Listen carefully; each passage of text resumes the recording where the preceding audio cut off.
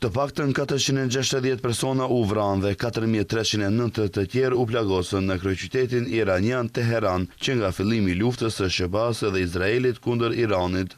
Gjithashtu, 18 ambulanca dhe 18 baza emergjence u dëmtuan në kryeqytet në sulmet që nga 28 shkurti, kur Izraeli dhe SBA-ja nisën sulmet e përbashkëta ndaj Iranit.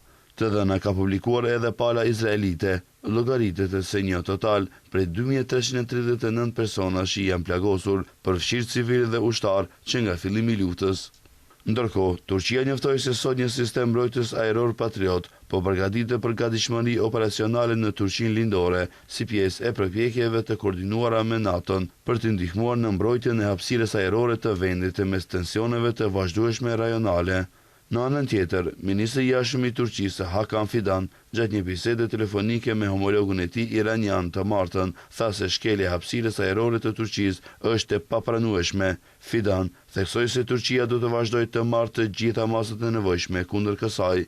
Ai gjithashtu theksoi se të gjitha palët duhet të përmbahen nga veprimet që mund të dëmtojnë sigurinë rajonale ose të paraqesin rreziqe për civilët.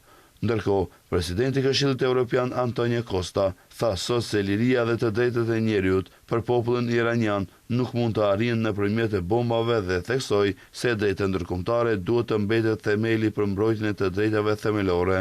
Një sondazh i ri kombëtar në SBA zbulon se më shumë se gjysma e amerikanëve kundërshtojnë veprimin aktual ushtarak kundër Iranit, me 62% që besojnë se administrata e presidentit Donald Trump nuk ka dhënë një shpjegim të qartë për sulmin.